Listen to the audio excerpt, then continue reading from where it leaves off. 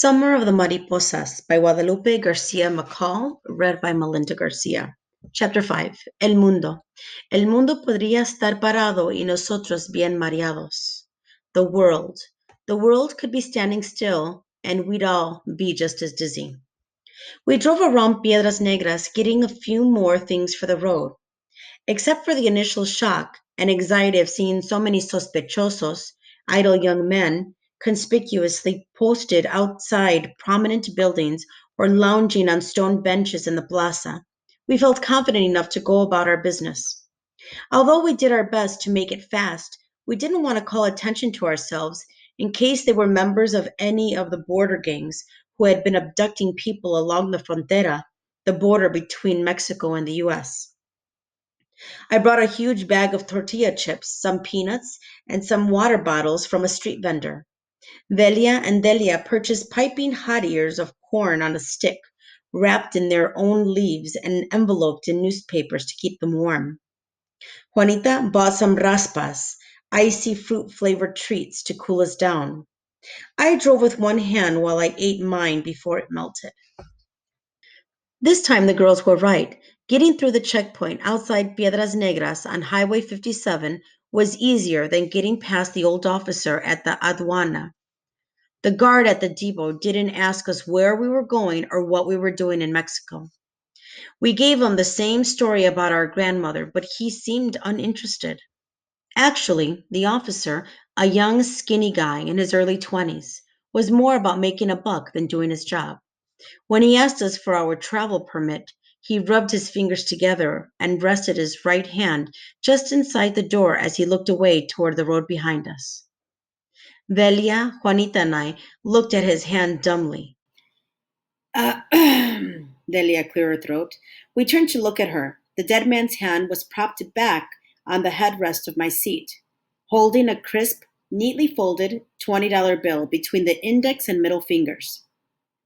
The permit is in the glove box, remember? She continued, arching an eyebrow to emphasize her point. Oh, Juanita's eyes sparkled with understanding. Then she searched the glove box and pulled out a piece of paper. She looked at it for a moment, then offered it to me. I stared at it, dumbfounded. Velia took it, reached over me, and pressed the money and the paper in the man's hand and smiled at him. I'd seen Papa do it many times before, but it would have never dawned on me to try it. If it had been left up to me, we would have gotten hauled into a Mexican jail that day.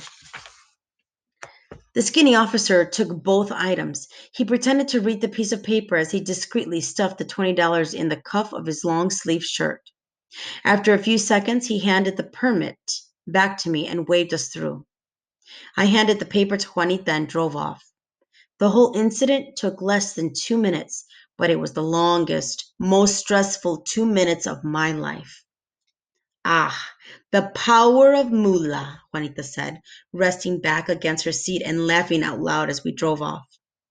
I can't believe we pulled it off, I said, letting out a long held breath. What was that? What did you show him? I don't know. An old receipt of some kind, Juanita said, looking at the piece of paper in her hand.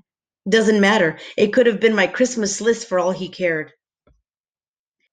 After driving for hours in the hot morning sun without stopping, past Nava, past Allende, past Nueva Rosita, and Sabinas, we hit a long stretch of open road. The day was hot and sticky, and we were drenched down to our socks. The old Nova's air conditioner had never worked, so our only source of comfort came from the open windows. At the first signs of civilization, we veered off the road and stopped at an old gas station just south of Monclova. Juanita went into the convenience store to pay for the gas. I kept an eye on her as she looked around for goodies to bring back to the car. The peanuts were running low, and the water and chips were long gone. After I finished pumping the gas, I went in to hurry her along. I wanted to make sure we were on our way before other travelers showed up and saw the dead man propped up against our back window. Let's go, I said, as she picked through the bottles of Mexican fruit pop in the beverage cooler. Papa's getting upset. Stop telling me what to do, Juanita ordered. Can't you see I'm busy here? Man, you make me lose count. 3, 4, 5. There. We can go now. I picked up a pineapple soft drink. 6, I said, handing it to her. No, she insisted, putting the bottle back into the open cooler. We don't need so many. There's only 5 of us. No, I corrected her. There are 6 of us. Juanita lashed out at me. You always do this, Odelia. You always think you know what you're talking about, but you don't. You're just a big fat bully who doesn't know anything. Count them. 5 hermanitas. 5. There are 5 of us. Don't forget Papa, I said, nodding to the shop owner and his wife staring at us from the counter. Oh, Juanita said, her ego deflating like a tire. I forgot about Papa. He's probably dying of thirst. Here, let's take 2 for him, she said, picking up the 7th soft drink. Whatever, I said, walking away. Let's go. You're making us late. When we got back to the car, Delia had Pita in a fierce headlock. Our baby sister was squealing like a piglet, but Delia had her hands over Pita's mouth to keep her from crying out too loud. What's going on here? I asked, hauling the door open and jumping in the front seat. Pita was crying silently, her body shaking. Little Miss Tattletale here was going to call Mamma, Delia hissed through clenched teeth. She had a handful of change and she was trying to leave the car. She said she was tired and hungry and she was going home. Start the car, Juanita demanded, dumping out the sodas on the floor and jumping into the front seat. Hurry! They're looking at us. Let's get out of here before these 2 get us in trouble. I didn't have to ask who was looking at us. The middle-aged woman and her husband were peering out the shop window, watching us. Juanita reached down for the 2 sodas. She handed one to Delia, and they made a show of opening them. As we pulled out of the gas station, Delia put on a bright, happy smile on her face and waved goodbye to the couple as Juanita guzzled down her soda enthusiastically. Chiflada! Delia hissed, letting go of Pita and pushing her aside. Guys, you've got to stop tormenting each other, I said as we made our way down the highway. We're about to hit Castaños, and I want us to stop and eat a real meal, but not if you're going to act like this. I can't have you turn on us, Pita. We're in this together, remember? And Velia, you can't treat her like she's an animal. It's her fault, Velia spurted, her hazel eyes burning with resentment. She bit me, the little mongrel. What? I asked. I tried to keep her in the car, but she bit me, see? My arm is still bleeding. Velia held out her slim arm, and I assessed the damage. At the sight of purple teeth marks on Velia's forearm, I lost it. That's it, I said. We're not stopping in Castaños. We're driving straight through. We'll stop to rest in the woods. You guys are just going to have to wait for me while I go back and get us some real food from a restaurant. It's a shame, too, because takeout food doesn't taste nearly as good as when it's served warm. You're just going to have to eat your tacos all cold and stiff. I don't care. Pita kicked the back seat. You can keep your stupid tacos. The first chance I get, I'm telling. I'm being kidnapped. Juanita's head turned back faster than you can spin a top. Kidnapped? You heard me. I'm turning you in. Pita insisted, crossing her arms. Tears were rolling down her face. Her eyes were red orbs of anger, but she wasn't making so much as a whimper, which was unusual for her. She usually wails louder than a smoke alarm. I told you we should have left her behind, Delia told Velia. Yeah, then she would have told Mama where we were going, and they would have found us by now. True, Delia whispered as she turned to face forward. For the rest of the ride, we all ignored our disloyal little sister Pita. Her face scrunched, cried that she was hungry. So I assured her we'd be stopping soon. After we passed Castaños, I took the nearest country road to the left and drove into the woods. We found a small clearing where we all got out to stretch our legs and catch our breath. We'd been on the road for at least 4 hours and my body felt numb. None of us were used to sitting around too long. I'm going back into town, I said after a while, and nobody complained. Juanita, Delia, and Velia unpacked some of the blankets and backpacks from the trunk. I left them there, resting sedately under the shade of a tall ash tree far off into the woods, out of sight of anyone driving by. Castaños was small, deserted. I'd noticed that on the way, though, which was what made it the perfect place to stop. The less people saw of us, the better. The only street vendor I found was stationed at the edge of town. I got out of the car and bought some tacos and more sodas to go. The vendor pretended that he couldn't break the $20 I handed him. So I made him give me change in sodas, an act he did not like. But I didn't have time to make change anywhere else, and I was not going to tip him $10. I was in a hurry to get back to the girls. As I drove out of town, I saw an ancient woman standing in a blighted field. She stood watching me, her long gray hair caught in the wind like wisps of silver thread. I couldn't see the details of her long tunic dress from this distance, but I could tell it was old and graying. Llorona? I whispered, slowing down to get a better look. But as I did, the mysterious woman turned away from me. I watched the road ahead for a good place to turn around, but when I looked back, the woman was gone, disappeared, like she'd never been there. As I sped away, I had a suspicious feeling that I was needed back at our secluded rest stop. And I was right. As I drove off the road and up to our hiding place, I saw that Delia and Velia were lounging together under the tree. They looked like bookends, sitting right up against Pita, who was tied and gagged between them like a giant tamal rolled up in her own blanket. What in the world? I asked as I stumbled up the hill toward them. She tried to run away, Juanita explained. We had to run after her, knock her down, and drag her back here. She did it again and again, 100 times. It was getting ridiculous. I handed Juanita the plate of food and shoved Delia away from Pita. More ridiculous than this? I asked, staring at them in disgust. If we hadn't been two-thirds of the way to El Sacrificio already, I would have shoved them all back in the car and taken them back home. They had no choice, Juanita whispered, defending her sisters. She's crazy. Velia pushed Pita toward me and got up to stretch her long, coltish legs. Yeah, her brain is fried.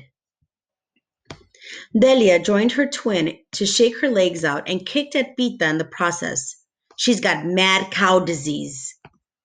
Don't kick her. I knelt down and removed Pita's gag. How could you do this to your own sister? This trip is supposed to help us get closer. We have to stick together, be nicer to each other from now on. Pita squirmed miserably beside me, like a cocooned butterfly trying to break free. My arms are asleep. What makes you so righteous all of a sudden, Miss Know It All? Velia taunted. I ignored Velia's comment and started to undo the knots that held the blanket together around Pita's body. Get away from her. What's the matter with you? She's not a goat. She's a human being, a child who's obviously afraid. She's a narc, Delia started. She won't stop trying to turn us in. Are you okay? I asked Pita as I removed the blanket and freed her completely. She nodded and threw herself into my arms, bawling. I'm not a narc, she wailed, clutching at my shoulder. I just want to go home. I miss Mama. I miss our loteria games. I miss the mariposas.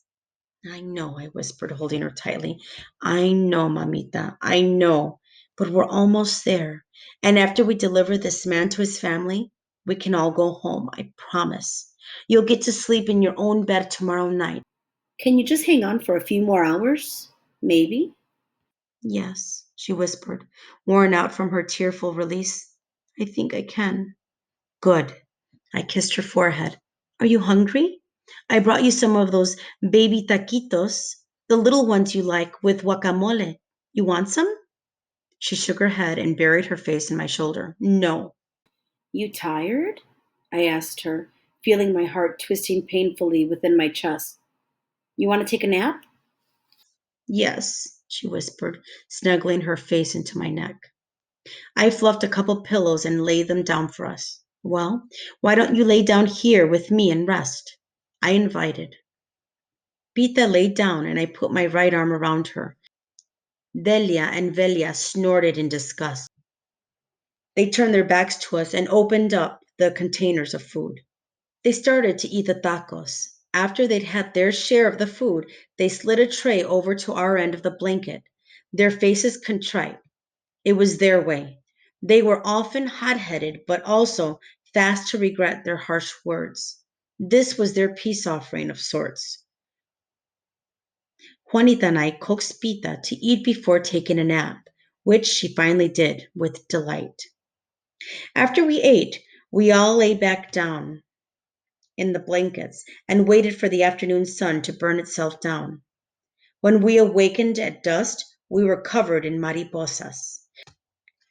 The snout-nosed butterflies were everywhere, flittering in the air, resting on our bedcloths, even tangled in our hair. They found us! Bita shouted, jumping up and spinning around on the blankets like a ballerina. I love you! I love you! She kept chanting to the butterflies. The mariposas swirled and twirled around us like dark snowflakes in the surreal light of dusk, making the moment almost magical in its beauty. Little by little, the butterflies drifted away. Onward and forward they went, moving toward the car, with Bita dancing in their midst. I looked at the sun looming low on the horizon. I think it's time we moved on. It's about to get dark, and I don't want to see what kind of wild beasts roam these woods after dark. I think you're right, Juanita agreed. She got up, and together we shook off the blankets and rolled them tight. Velia and Delia packed up our gear, and we headed out again. We left the afternoon shenanigans far behind us as we drove farther and farther away from home. Our more sisterly mood had returned, at least for now. What do you think his wife will say when she sees him? Juanita asked in the darkness of the car. We had been driving for almost an hour under the blanket of night, and by our calculations, we were about to hit El Sacrificio within the next few miles. I don't know, I said, but it's too late to turn back now. Besides, I think we're doing the right thing. Juanita reached over and patted me on the shoulder. We're doing more than the right thing, she said. We're doing something honorable here. We're making sure this man receives what's coming to him. And what's that? Belia asked. A proper funeral, of course, Juanita informed her, being laid to rest in his own hometown, surrounded by his family and friends. Everyone deserves that. This is an admirable thing we are doing. They'll thank us for this. His wife and his family will be eternally grateful to us. We might even end up in the news after all, but in an even greater light, we'll be heroes. Heroines, I corrected proudly. In the news? Delia asked. Are we ready for it? Well, at least we're better dressed, Delia retorted from her seat in the back. I didn't know that I agreed with her. We'd been driving all day in the hot sun, and we hadn't bathed since before our swim yesterday. Delia squealed, as if the concept had finally sunk in and she couldn't believe it. We're going to be celebrities. We'll be in all the papers, Juanita chimed in, turning to look at the twins in the back seat.